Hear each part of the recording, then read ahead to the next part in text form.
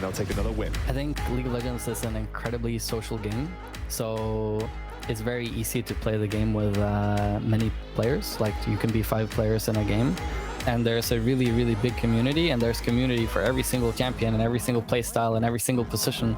Like, once you get into League of Legends, you don't only get into the game, but you also become a part of the community, and it's a very strong community feeling, and you just get drawn into the storylines. And if you start paying attention to the esports side, there's always something exciting going on in League of Legends, so be ready to be captured by the game. Let's say like that.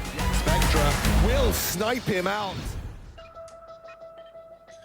Well, great to see from Fnatic there. And of course, why League of Legends? This is why they're all here. This is why they're all playing League of Legends in the NLC. So we'll see Fnatic later on today. I believe they're the last game of the day as well. So we get to see how they perform on the stage. Now, we're going to be moving into our next game of the day, and we are going into a Nordic showdown, Riddle versus ENCE. We heard Guldborg talk about Riddle earlier on in the show. ENCE, obviously quite a famous Finnish organization. And I think I want to kick things off with the roster that obviously Riddle are bringing to the table. They've got 2 big name players that you're probably going to recognize, Doxy being one of them, and I believe it's Senkux being the other. What do we think of this? You know, bringing players like this into the fray, veteran. I think that whenever I do see players like these, I don't generally get straight caught up in the hype of assuming that they will just dominate everybody else in the league. I think that there are plenty of amateur players who have brought themselves up with a different set of fundamentals than even existed back when Senkux was in the amateur setting. I think the skill level of amateur scene overall is a very underrated thing, and there's a reason why we see so many rookies in the LEC. I think Senkux is still a really good player. Doxy is still a really, really good player, but I don't see them as just being out and out immediate top 2, top 3 contenders within their roles, especially on mid lane, which is very, very, very competitive. Yeah, and speaking of other players to kind of keep our eyes on, we focus quite heavily on Taxa and the jungle in general on the previous matchup with XL. You know, we talked a little bit about the adaptive style that we expected from Taxa. This time round, we've got 2 junglers that style very wildly compared to what we've seen previously. What do we think of the junglers coming into this? Both of them seem like sort of Nidalee Graves, high-pressure jungler players. Well, honestly, this is just the meta for both of these junglers, and that's going to be the talking point for me today. Honestly, I want to see how it pans out in draft. Are we just going to say that none of these players are going to be able to play either Graves or Nidalee? Are we going to have a back to a Trundle? Are we going to see some Rek'Sai for some gank pattern if that's how it pans out? Both these junglers are extremely competitive about these picks, or they're extremely aggressive about them. We're going to see, in my opinion, some laners who's going to try to facilitate them that in this game. And we've talked a bit about how this game is going to go in general. These players, both from ENCE and from Riddle, are looking for blood. Honestly, none of these teams are going back without a fight. And I think that it's going to be from the jungle that we're going to see most of the fighting. We're going to see solo laners try to fight for the pressure that's going to help the jungler, and the jungler that's going to try to get a lead for the team. And I just want to say about the blood thing. We've seen ENCE particularly draft to win their lanes. They want to create that very early game pressure. It's like we're either gonna go down with a bang or we're gonna die trying. Wait, I just think I said the same thing. We're either gonna win with a bang or go down trying. There you go. And I just want to focus on the fact that both their mid and top, Nila and Simply, do play these sort of snowbally late game, but also global ultimate champions such as the Twisted Fate, the Gangplank. Now, when you're going up against a stronger on paper team, it's good to have these globals on the side because it's the sign of surprise that a lot of teams can't keep in mind. You know, the Twisted Fate global ultimate, the Gangplank global ultimate, it can win you fights, it can win you time, and therefore when you're on the back foot, it can win you some games. Yeah, I fully agree there, and especially when I think about their opposite numbers, when I think about Doxy, I actually always think about Rumble, maybe Gnar, maybe Jace, high pressure picks like this. When you think of Senkux, you can think of very heavy wave clear champions. This is a guy who was known as the Void Monster, not just for Kassadin, but also for Vel'Koz, for example, for Malzahar, for champions like this that do try to keep up priority. I think both of the junglers on these teams are playing with laners who will look to facilitate early priority so that they can play out their jungle matchup. And when we're going to see 2 teams teams like this clash, I fully agree this will be an incredibly bloody game. And even on bot lane, like I wouldn't be surprised to see something like Vayne from Reye versus an Ezreal from his opposing number. This could be actually an incredibly exciting game to watch, either way that it goes. Yeah, I actually have got your predictions, by the way, guys. I have them locked in my brain, but also have a graphic, which I can't show you on stream just yet. We don't have it ready. But I'm going to list off the predictions for the analyst desk. Myself, Gilborg, and Veteran all predicted Riddle. Despite what Twitter tells you, Veteran actually predicted Riddle for this this particular matchup. Whereas Troublelink went for the underdog story of ENCE, which I'm really sort of surprised to see. But she is joined by Orcs. Our boy Orcs over on the casting desk did also go for ENCE himself in this particular matchup. So that's our predictions coming into this. We're going to be quickly moving into picks and bans, where we'll kind of see how this one rolls out. But I'm actually going to put you on the spot, Trouble. What is it about ENCE? Is it just the pure underdog story, or is there any kind of like sort of theoretical idea behind why you think ENCE is going to take this game? I just love their playstyle, honestly. You know, when you're the weaker team coming in and you sort of kind of want to shadow what the biggest, stronger teams do, and you kind of fall flat because if somebody does the same thing better than you, they're always going to beat you in their own game. But they're bringing something new, something more exciting to the table. You know, they want to play for it. They want to beat the better teams. They want to be the element of surprise. And I stand 100% behind that. Well, we're into picks and bans. Let's see how this rolls out. You can already see bans coming off the cards. It's going to be Twisted Fate, oh, man. by the Varus. See you, N. The TF's gone. That's going to be a set followed up there. Varus, I think, is going to be a very popular ban over the course of today. Obviously, we saw from the LEC, it's a very powerful bot lane pick. How do we expect the rest of these bans to throw out? Callista again also being focused. Same with that. Well, if the last ban from Riddle is not Yuumi, then the Ezreal Aphelios trade will probably come out in full force here, in full strength. There's also still the Gangplank up that Troublelink was talking about, so it's not like they completely lack global options. Syndra being... Okay, well, there goes Syndra. I was about to say that Syndra being up would be a massive deal, though, but it's gone there. All junglers, however, are up, and I do think that Senkux is the kind of player that you can give counterpick to in mid, so maybe they won't look to heavy prioritize on that mid lane early on, and I think that Riddle is a team that actually benefits from the way that current pick ban happens. So there goes the Nidalee. Graves is going to be contested now, but Ezreal and Aphelios are both up. Yeah, I feel like Graves is just going to be taken by Maxi here. That's just the champion he wanted. It's the champion that Taiki won, unless they have prepared something for it, because we do see it go through. And there we see it. A Graves ban, it's to no surprise, really. Now we're just looking for lanes that can facilitate this Graves, as Veteran talked about, because we still have the top laner, for example, over on ENCE. He is known for just not needing leads and just taking the 1v1 matchup. His most plays are Jax, Camille, and Aurelia, and he most often does need resources to perform. So the 1v1 against the top side is just going to be a bloodbath for pressure to the enemy jungler. Well, it's the Ornn locked in very early on here for ENCE.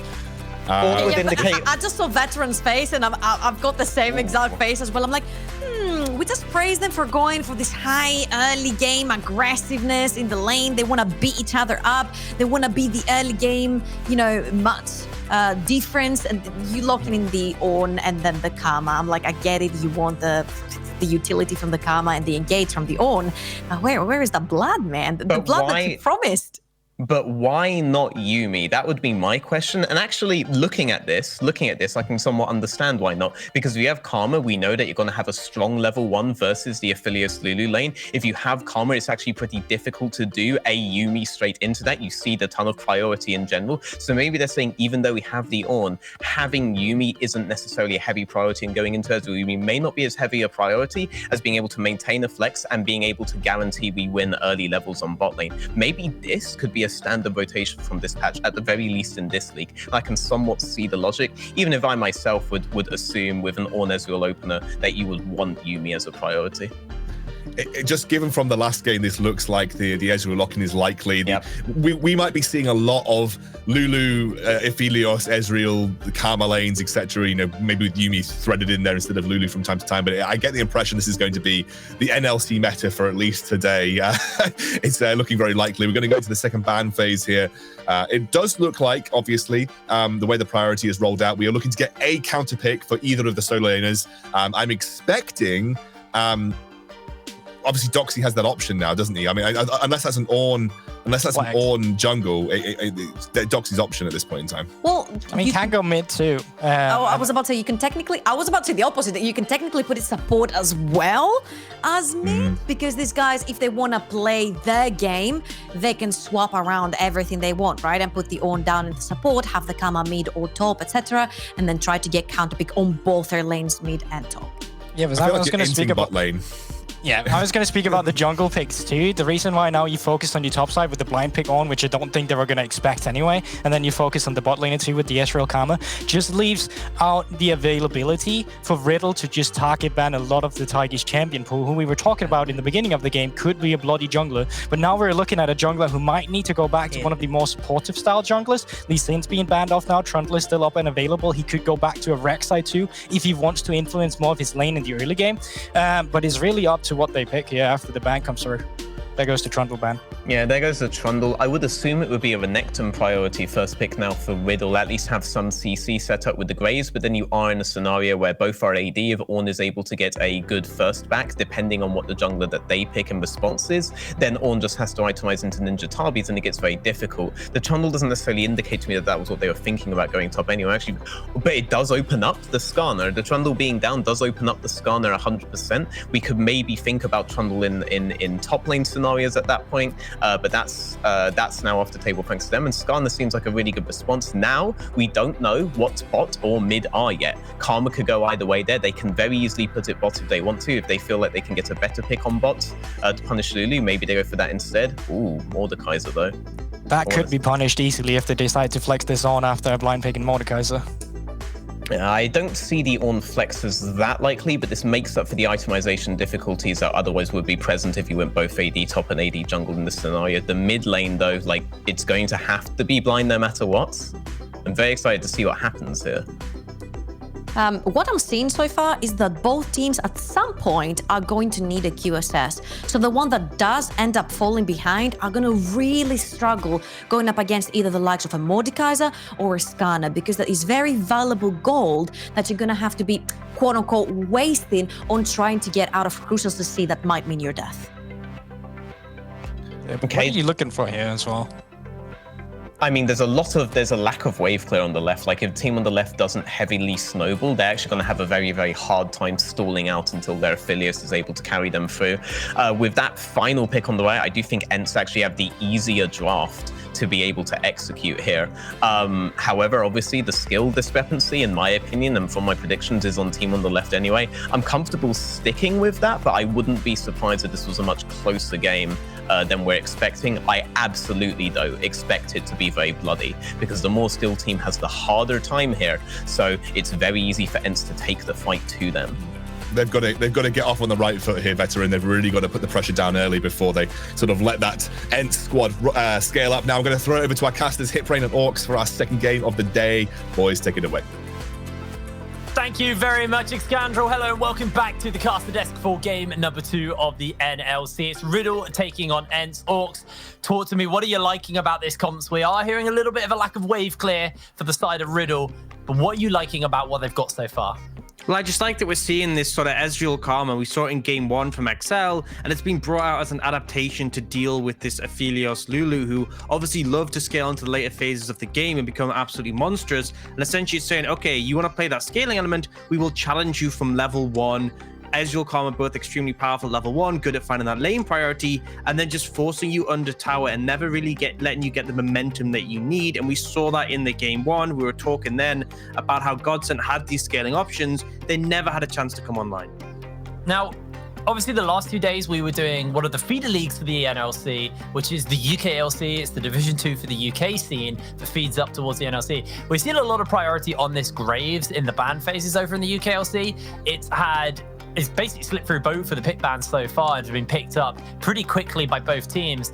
This Skarner as well, though, has been the answer, or at least picked up as well in both our games today. Is there a reason why we're seeing like such a rise in Skarner? Because we weren't seeing it over in the UKLC, but today we've seen a lot of priority on that pick.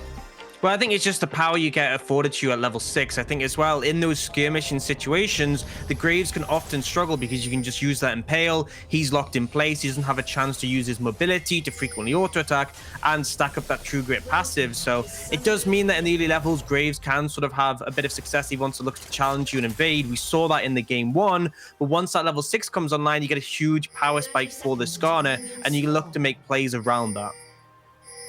Alrighty, well, our teams have taken to the Summoner's Rift. It's game number 2 between ENCE and Riddle. Opened up the day with a very dominant victory for BTXL. And I expect this one to be closer. I think Riddle are a powerful team, and I think people have that perception of them, but BTXL are by all means, particularly in the regular season, they have been a super dominant force. Despite the fact they didn't win the UKLC last split, they were very close to 1 game away from a perfect split, and it was only there that Fnatic came back and reverse swept. So I think Riddle weaker on paper than BTXL, and I think ENCE as well have a lot more to offer. So I expect this to be a closer match than our game 1, and I think the comps have reflected that. As was talked about on the desk, we can definitely see a situation where the early tempo is favored towards ENCE. They're the ones who can sort of make the momentum for them on the back of these picks like the Ezreal and the Karma. You're just seeing Nilly getting absolutely bullied to the max there by Doxy. And speaking of Max, Maxi going for an invade. There is a cheeky ward that may spot him out. They may have the idea he has finally been seen by it. So maybe we'll just see some kind of counter invade. A big aspect of the Graves that you can invade effectively at level 1. Hard to deal with that champion as early as level 1, and the Skarner doesn't have much to offer in return. But I don't think this is going to necessarily be a big issue for Taiki. He can really just cross over to the enemy bot side, and he can look to sort of take away the camps from the red side of Graves. He does need his bot lane to have priority though, and right now Brian and Wendelbo are actually contesting priority really heavily. So if we compare what we saw in the game 1, we saw Deadly and Kasing have complete control, and they were able to hit the wave into the tower at that level 1 point. This hasn't been allowed here though by the bot lane of Riddle. They are contesting the priority, and they're actually winning the fight so far. And it looks like actually Taiki's just going to give up. He doesn't want to go for a cheeky play into Maxi's jungle and decides he's just going to have to concede his red buff. And he also lost his Raptors as well. But Taiki now maybe scuttling his way up towards this top side, see if he can shut Doxy down. Doxy, level 3 here, has to be quite careful as he may just find himself caught out. Uses the claw and the flash to get away. Taiki does slow him down with the crystal shard, but it's not enough to secure the kill or any meaningful CC. So Doxy flashless, but he's able to escape. Yeah, and it was good use of the claw in combination with the flash. He just made the distance too far, and ultimately, although they get the flash from Doxy, they lose so much in this scenario. Maxi's going to get 3 quadrants of the jungle. He's now picking up a scuttle on top of that.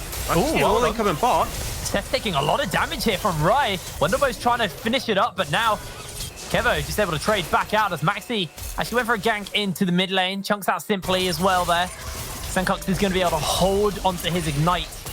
And that's actually important, chunking out simply, because it denies him priority, it denies him the ability to move and assist Taiki, so it means that Maxi can cross over to the top side scuttle and take that as well. We are seeing Maxi get everything he wants and more in this early game, and I think a big factor isn't just down to the junglers, it's down to the bot lane. Sefe and Kevo losing the priority level 1 has had a massive impact on this game. Taiki wasn't able to punish the invade, or at least match it.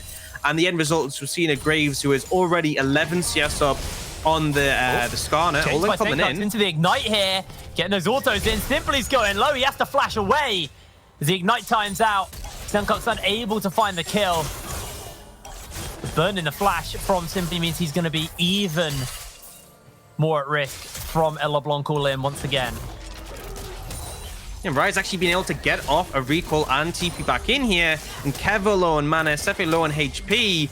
They're not in a comfortable position. They're trying to crash the wave right now so they can get a reset, but you can see Maxi coming in. Yeah, they're going to go out, caught out by the Graviton. In comes Maxi. He has the slow zone. He can work with it. That's going to be first blood picked up by Wendelbro.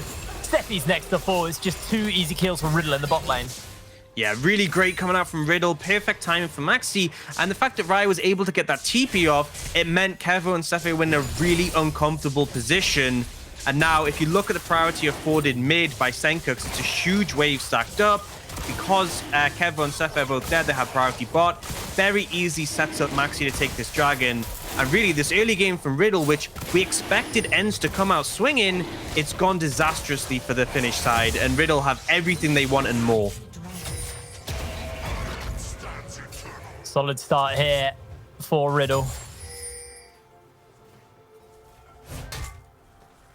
We're taking stock of the mid lane, kind of CS lead, but has already been picked up. Senkux 10 CS up over Simply. Simply obviously catching this wave here, but he is very scared.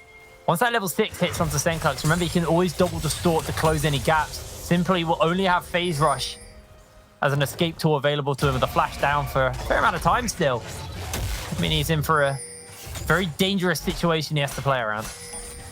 And the Ignite will be up sooner, so obviously Senkux can look to translate that. He also, if he lands chains on a Simply, he can potentially challenge him and set Maxi up to clean up the kill. It's just a dangerous situation for the Orianna to be in, and just another thing that's going in favor of Riddle, where, and it's looking a little bit out of sorts so far. You can see Senkux actually making a roam down now that he has priority, just establishing some vision control. They have 2 pinks leaning towards the bot side river, and it makes it very dangerous for Simply ever to try and match these roams. The Simply gonna get caught out by the chains and the sigil. They don't have Ignite this time, so Senkux not able to find the kill, but just gets a nice chunk out of Simply's health bar. Well, so if you take stock of Rai's guns, he's got the kind of 1v1 gun set up at the moment. The high burst one with the chakras and red gun, because I can't remember the name of it. It's a Severum and the Crescendum, and essentially it just means you can burn through anyone's HP bar. So you have to be really cautious dealing with those ones, especially with the Lulu, with the heal coming back up soon. That's going to help facilitate him surviving long enough to get those Crescendums built up.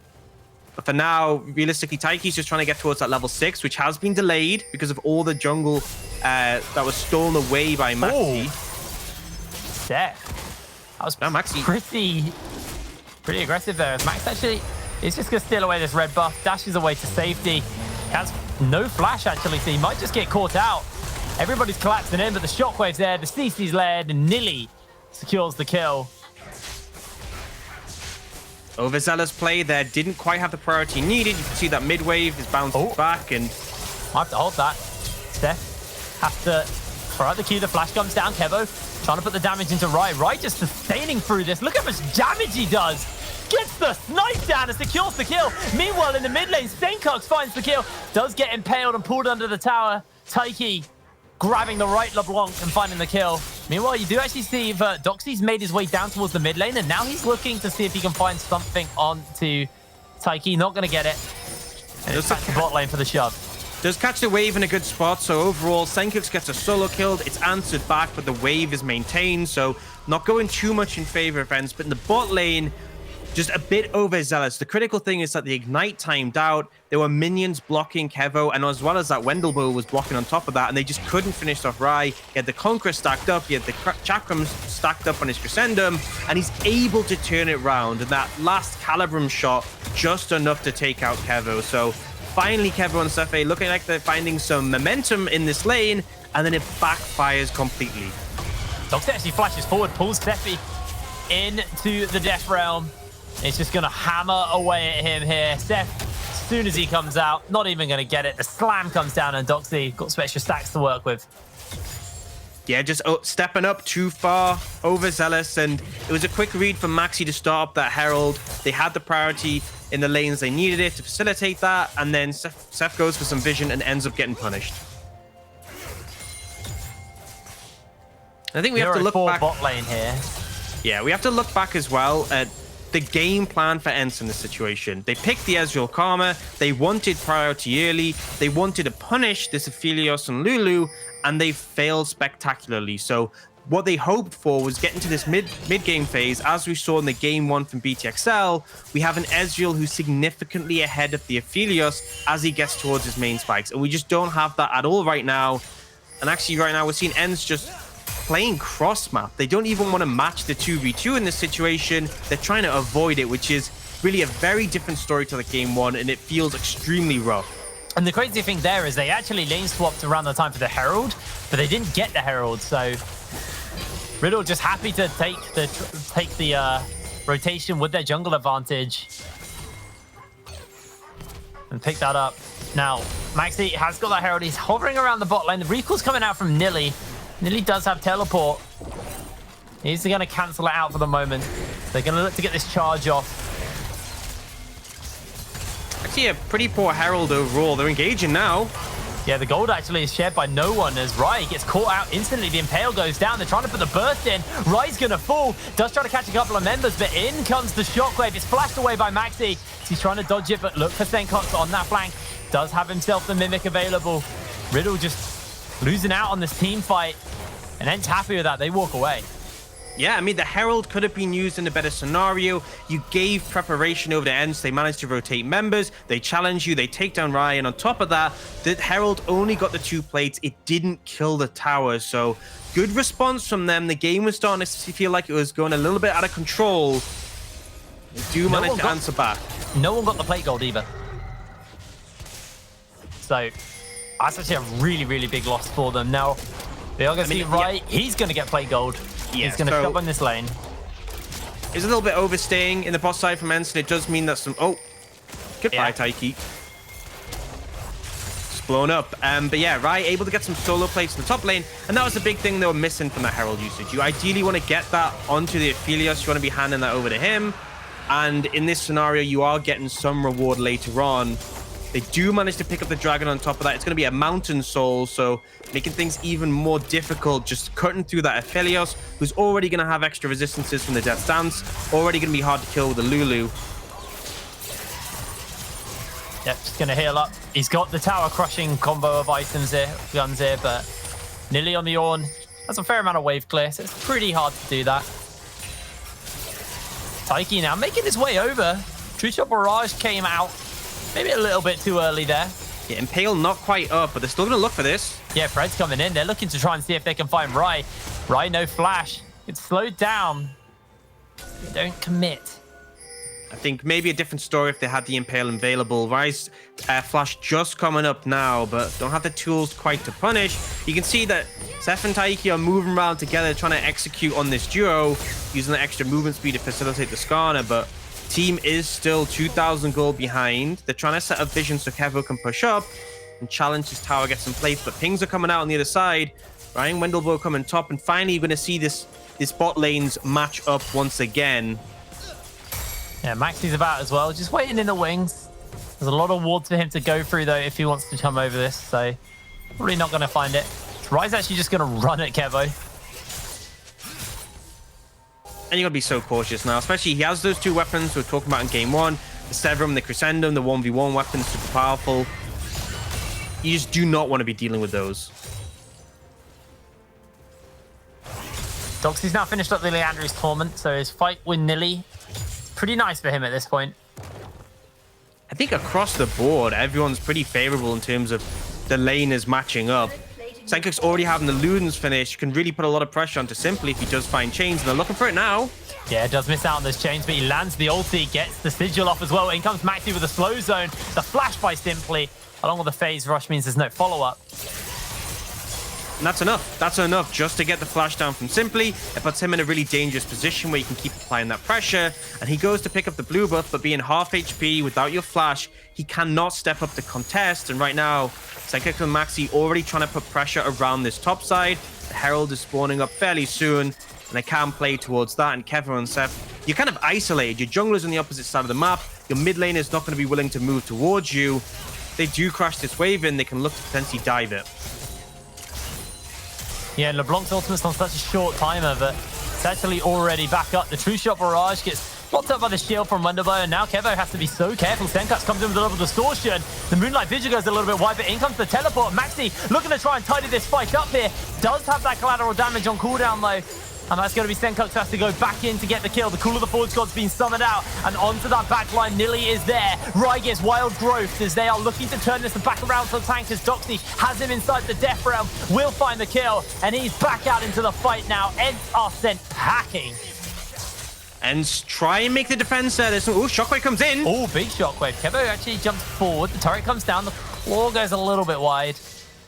Right, living on such a low amount of HP, and ultimately, it was a little bit of a botched dive in that situation. Seth survived for such a long time there, but the TP comes in, Nille just dies 1v1 to Doxy, and that's what puts it in favor of Riddle, that overall play. They are looking for more now, though. Stenkox actually lands the chains, gets the claw off as well. They've got the damage. Taiki's ignited, and Doxy secures the kill. 3-0 on the Mordekaiser.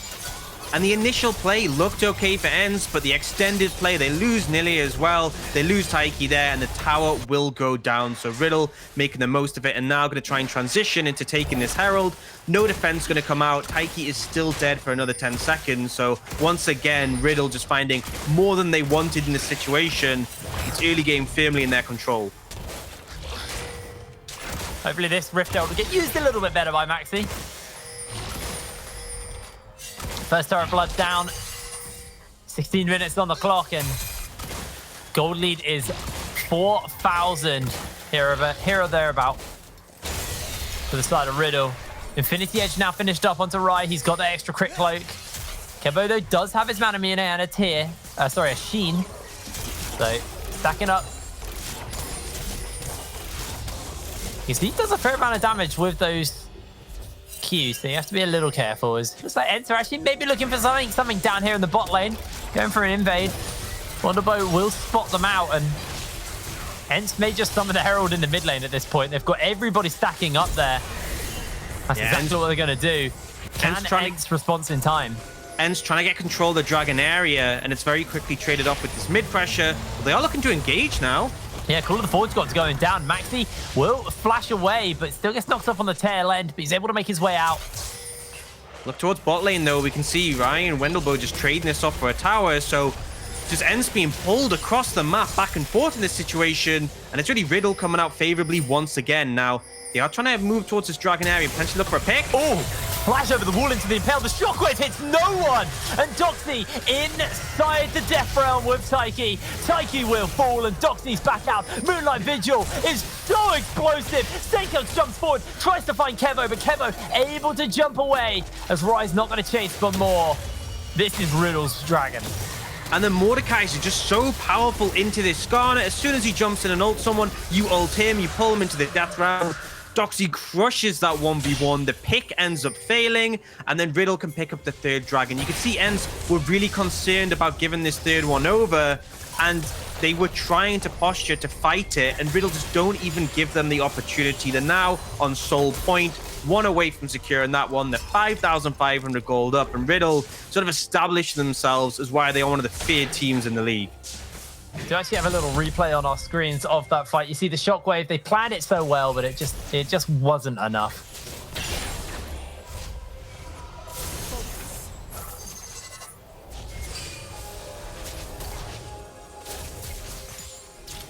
So the QSS actually gets finished up by Rai, so he just on this base decides to finish that up. I actually really like that for him.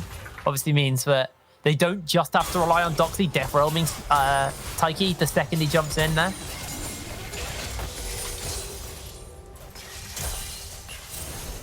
The goal differences in front of us. It's just across the board, there are advantages in favor of Riddle. Really significant between the AD carries, and it's a very different story from what we saw in game one, where we saw the Ezreal far ahead of the Aphelios. And now it's a situation where it's just going to be a massive gold advantage for a champion who already scales better. And you can see the gold of Riddle just having extended over time. We're not even at 20 minutes yet, and there's a significant lead right now. Fight actually coming in, though. Yeah, they are looking for it. The Call of the Forge got onto Wendell. He has to flash away. True Shot Barrage is dodged, and they're keeping him going. That's going to be the end of the Lulu, though. Rai can do nothing but watch as his support dies.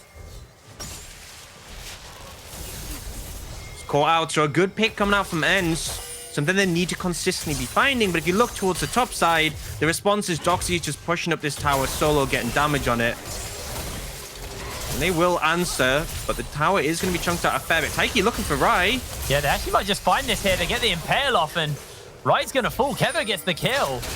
Yeah, just use the stun from Taiki. QSS is the stun, and then the Impale ends up sinking into Rai. Not much you could do except maybe flashing as soon as he used that QSS. So good pick once again from ENCE, and they are punishing this bot lane.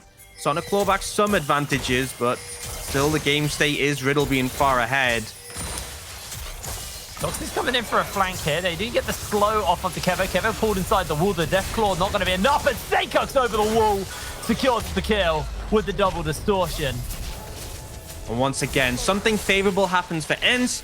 Instantly answered back by Riddle. They don't let it sit for long. They manage to take out Kevo. They get the mid tower, which is going to allow them to push up that vision control, increase the level of vision they have on the area. And it means that when this dragon spawns in 2 minutes, they should be able to make it very difficult for ENCE to contest. And on top of that, Fight been broken out here. Flashes over the shockwave. The outplay is there. Double buffs onto the LeBlanc. Senkux is just going to grab the wave. Really clean play coming out there from Senkux. He has had not enough to take him out. He has had Simply's number throughout this laning phase, consistently challenge him and looking for the 1v1s. And right now, they're opening up into a 1v1 situation. Nilly just not enjoy being up against Doxy, and Simply, as you just saw there, is not enjoying being up against Senkux.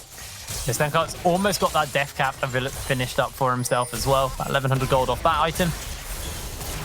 That with the Ludens means he's got so much early damage.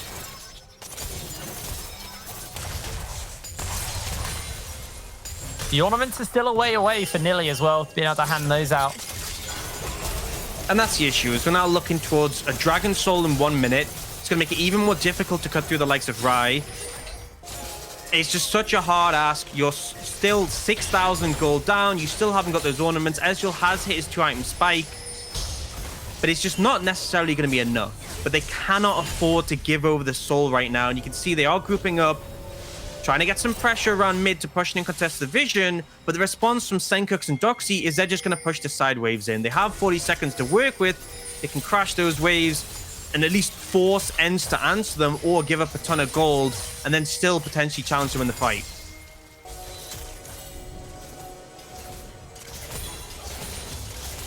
See the waves crashing in top. Big waves stacked up bot lane, but ENCE still know they need this dragon. They're grouping. Taiki instantly jumps in. That's the call of the Forge God. They find the easiest kill onto Wendelboe. The amount of movement speed afforded to them is too big, and now Senkux has to be careful. Distorts away as Taiki will get caught out, and Senkux just pings back out with another distortion. Taiki really didn't take too much damage here, and I feel like Riddle will maybe just want to give this dragon up, but it actually looks like they're going in for some kind of a collapse. Yeah, if Mimic coming up Doxy soon here for Senkux is Doxy ults Taiki, they can steal this really easily. Yeah, he's just going to ult him. There you go. Taiki's in. The Moonlight Vigil spreads among the Menders. So much damage from that Infernum. And Taiki needs to be careful. He will just be cut down as Rai secures the kill. It's back to business and back to the Dragon as the Claw pulls in Simply. Senkux double distorts forward. Double kill's been picked up on to Rai. As the Shockwave connects by Simply, but that is Mountain Soul over the Riddle. Kevo will fall, and Wendelboe looking for some revenge here on the Lulu. He gets himself a kill to close this one out. Simply, he's just on the other side of the map. They are fishing for him, but I think he should be able to get that recall off. They can just turn onto the Baron right now. They have the Aphelios here. They have the Mountain Soul, and they have Doxy TPing in. Ultimately, it's so hard to go up to Soul Point against a team with Mordekaiser, because when it gets to fighting for the Dragon, all Doxy has to do is ult the enemy jungler. There's no way he's going to be able to smite the Dragon. It's an easy pickup, but the team fight was also stellar. And the consistent story of this game is ENCE. They try and take something in return, and Riddle just answer back so heavily. They take the fight, they take the Baron, they take the Soul, and they're now looking at a 9,000 gold lead. Yeah, just as the replay is going on, we actually did have the Baron go down. So Riddle now running around with Mountain Soul and Baron Nashor. They've been to spend that gold. Rai has his Hurricane, Infinity Edge, got the QSS and an extra crit cloak. So 70% crit right now onto Rai. He's going to have a lot of wave clear and a lot of damage.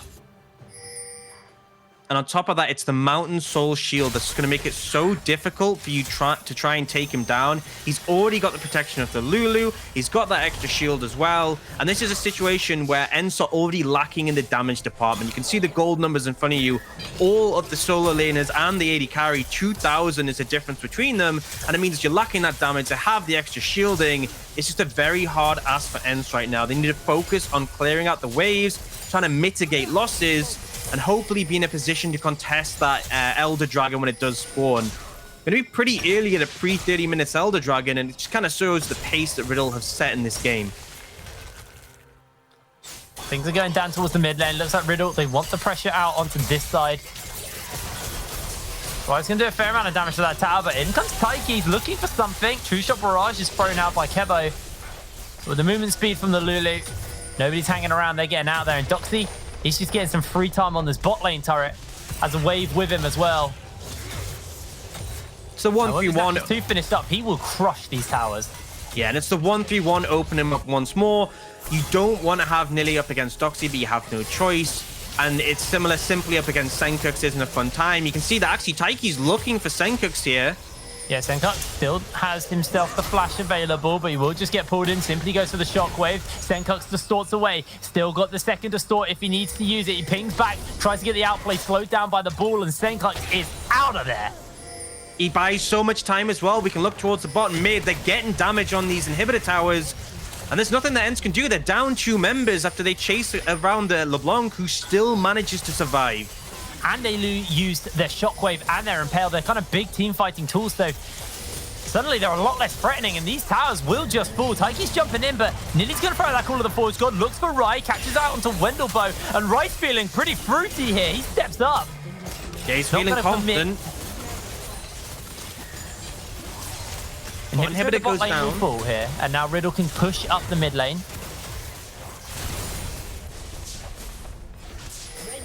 Yeah, and it's just structures across the map fall into this Baron push from Riddle.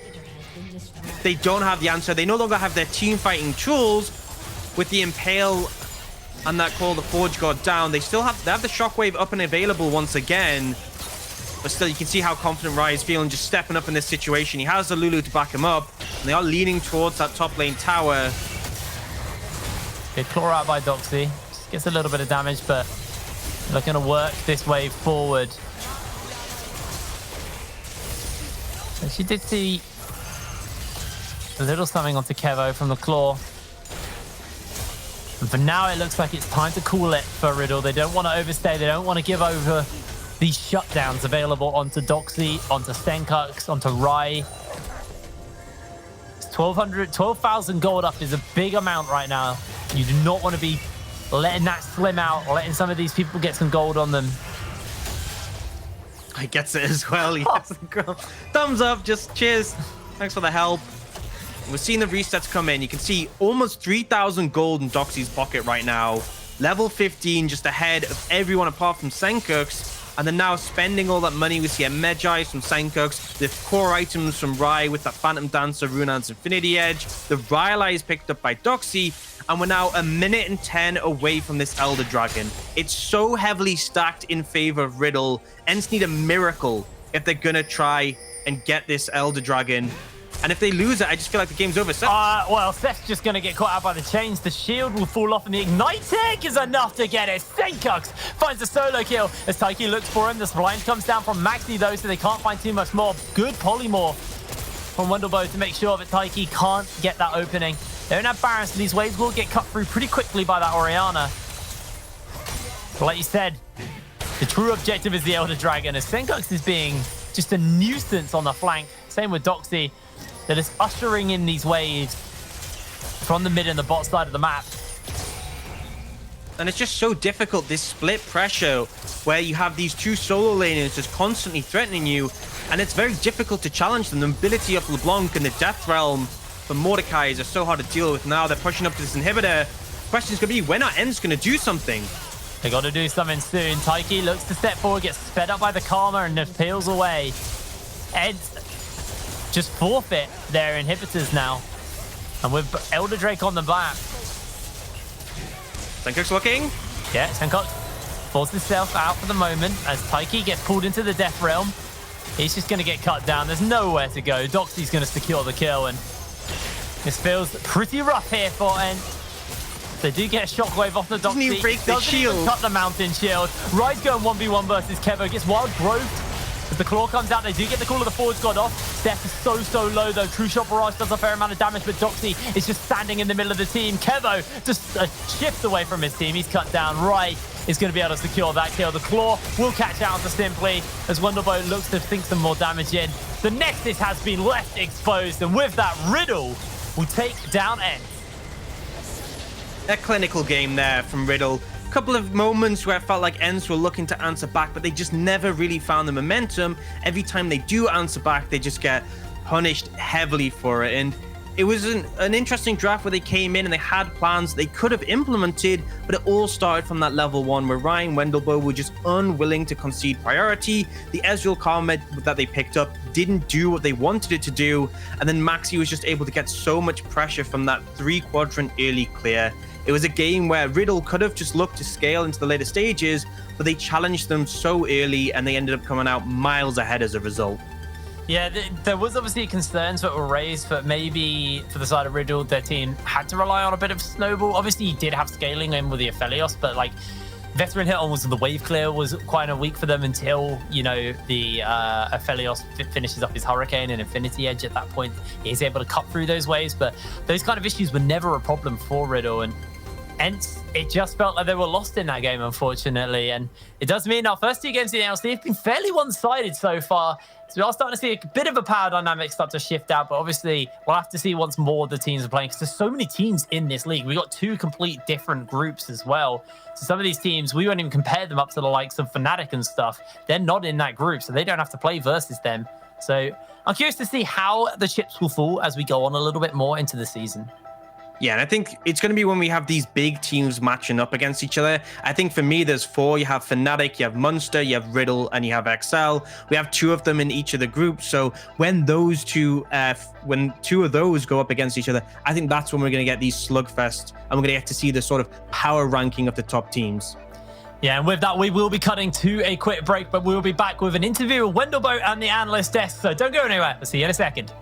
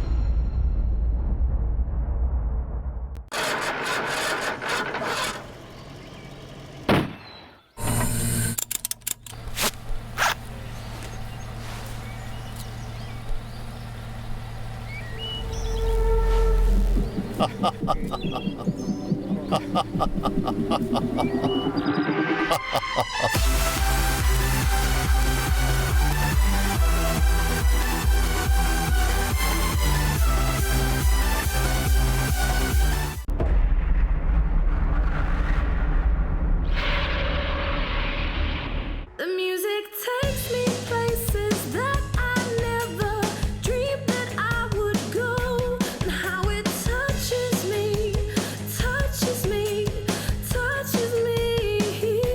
The music takes me places that I never dreamed that I would go, and how it touches me, touches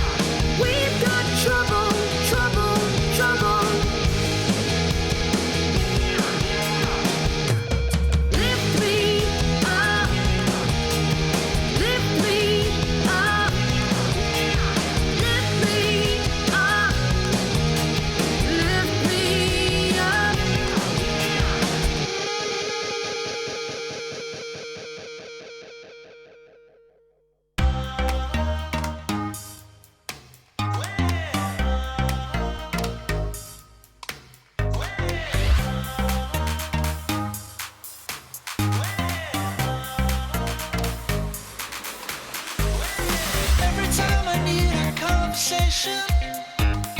And my colors change from red to blue. You give me all the sweetest inspiration. I keep coming back again to you.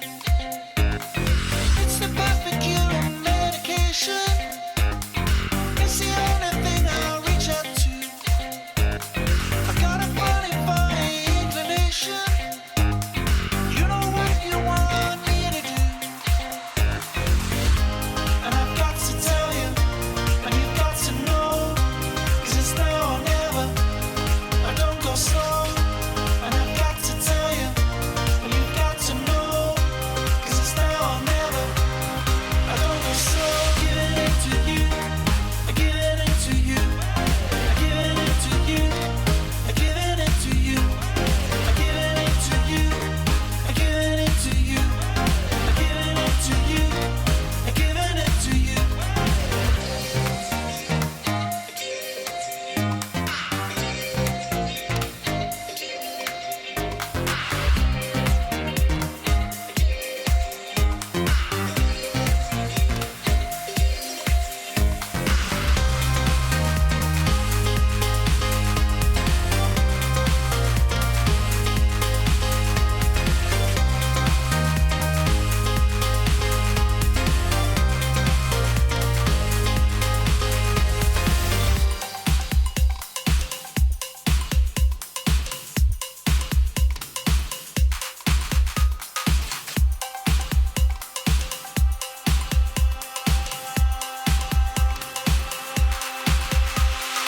Giving it to you, giving it to you, I giving it to you, I giving it to you, I giving it to you, I giving it to you, I giving it to you, I giving it to you, I giving it to you, giving it to you, I giving it to you, I giving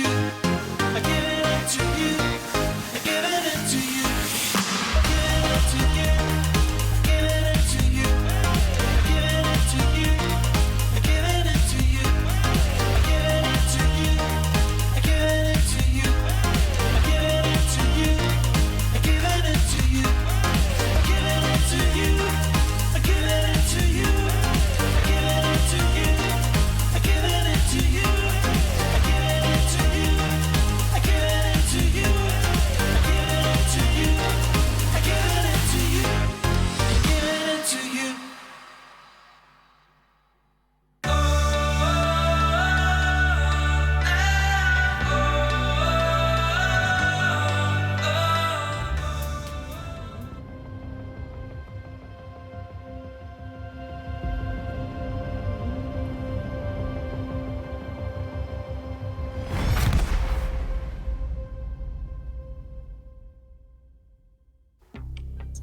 Welcome back to the NLC. Riddle dismantled ENCE in what I think was fair to say a fairly bloodthirsty game. There were a lot of kills across the board here, and that's exactly what we were expecting, Veteran. Yeah, 100%.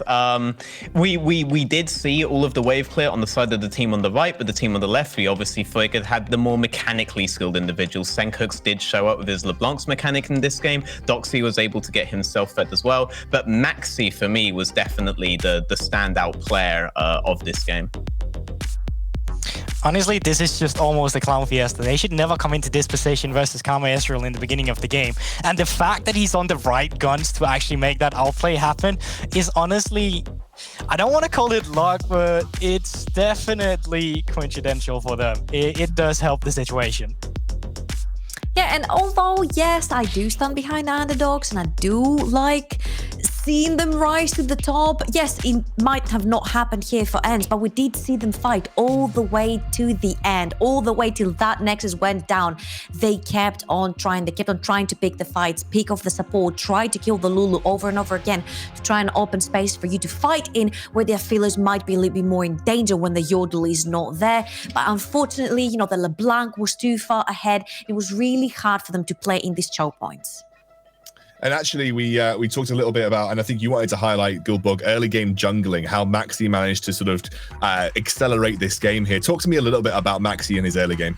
Honestly, I was excited just to see Max in general, but he just blew my expectations as well. Coming in from the beginning with a vertical jungle that's not being read by the opposition of the jungler, going into his blue side, just realizing that they haven't realized it's a vertical jungle yet, going down to the bot side of the map, only to double scuttle him, go up in top side, help Doxy out with with a gank from Taiki, who set him in a bad position with the wave. He comes up to the side lane, helps him relieve that pressure, instantly backs, goes for the red buff, and goes down for the bot lane. The way he played this map in the early game was perfect, quite honestly. It does have to be said, though, that like there were advantages that ENCE were giving away. You could see their inexperience here, but their spirit's definitely in the right place. But contrast this setup with last game's setup, for example, and how much they were able to do with Ezreal Karma versus how much ENCE were able to do with Ezreal Karma in the exact same matchup in the early game. And that's just simply off a very basic decision of choosing to leash, and as opposed to what happened last game, where they played the lane from level 1. The level of control that ENCE had over the game was diminished almost from that point over it, but they kept on going, they kept on fighting, and I think that they can be proud of their performance here, and I'm really excited to see them continue. Yeah, but it was, of course, at the end of the day, Riddle who came out on top. And I think most people expected that. I know there was a bit of a talk, like you said, trouble of an underdog story that you wanted to see come true. But I think most people saw Riddle as the favorites coming into this particular matchup. And I don't think there are any surprises here. We have actually Vendelbo on the sidelines to talk to me a little bit more about that game. So I'm going to bring Vendelbo in. Hello. Hi, good to see you can hear me. So, Vendelbo, obviously a good start for you in the NLC. You get that first win. I'm a little bit curious, though. I want to dial this back a little bit before the NLC came to be. How did you go about forming this roster that you have with Riddle? I mean, a lot of us had a lot of different offers from like pretty much all the teams in the NLC, but we decided that we just wanted to stick together because we are really good friends in real life too, outside of the game, and then we just ended up with us 5. Like there was not really anyone else we wanted in the team, so it was not that hard to like put us 5 together. So that's how it went. And do you think that the synergy that you guys have, because you're so close as friends, is helping you out in the game as well? That you didn't really have to work on it. You all naturally play together very well. Yeah, for sure it does. Like we all respect each other. We all know each other like in real life too. So that means a lot when you go into the game. Also, you know how people react. You know how people want to play and stuff. So it was kind of easy for us to just keep rolling and match together because we already know each other. So. And obviously, going into this game, you saw an exact replay of the bot lane that we saw in the previous matchup as well. But this time, Ezreal Karma, they leashed at level 1. They couldn't get that advantage in the lane very early on. Did that affect how you approached the lane matchup in the 2v2? I mean, we actually watched the first game, and the matchup was really, really different from this game. I think that ENCE bot lane is just not good enough to punish it. They didn't really play aggressive, and we just kind of had free lane, I felt like, even though it should not be like that at all. Leashing as 2 range is of course bad, and if they both start in lane, that they can pressure us out, but they didn't really do that too, so I'm not really sure what was going on. I just think you guys had that better bot lane, and I think realistically it came down a little bit to skill difference in this particular game anyway. And obviously, we were talking a little bit about Maxi as a jungler. He's sort of, the Nidalee ban came through. We expected to see the aggressive playstyle coming out from him. Are we expected to see more from Maxi throughout this tournament? A bit more of sort of the early game orientated aggressive jungler?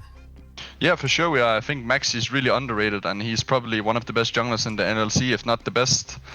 He has so much game knowledge, and the champs he plays, like Graves, Nidalee, that stuff is so good in meta right now. So I think he's going to roll over a lot of junglers in this league, and it's going to be really easy for him.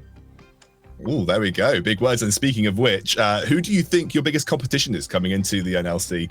Who do you view being the teams that you fight for those top 2 spots in the European Masters? It's for sure gonna be Fnatic and EXCEL, and then I think Munster is really good too. I think us 4 is pretty much the only good teams in this league. So I think it's just gonna be us 4 that fight for the win. Spicy words, but it was the Hat-Trick said the same thing. Hat-Trick's pretty much pointed out the same 4 teams, and I think you guys have obviously got off to a great start. Vendelbo, thank you so much for joining me, mate. Good luck in your future games, and we'll see you soon. Thank you. Oh, spicy from Vendelbo. Spicy just came out straight up and said it. He thinks they're the only 4 good teams in the NLC. Veteran, I saw you had a little audible pop there. What do you think about that statement? Yeah, no, very, very confident words coming out of him. I don't necessarily disagree with him either, but very confident words, especially about his jungler Maxi there. And we are just kind of building up a list of people that Dan has to prove that he's still the best jungler in the league over. Maxi definitely got added there. I was definitely very impressed by his performance this game. His reaction to the map state, as Goldberg pointed out, was very, very impressive. I hope we see more things from him. This roster does look very good right now. Yeah, it absolutely does. We are going to go to a short break, though, ladies and gentlemen. When we're back, we'll dive into our next match, our third of the day, the Danish flag coming out for Goldberg already. We will see you very soon.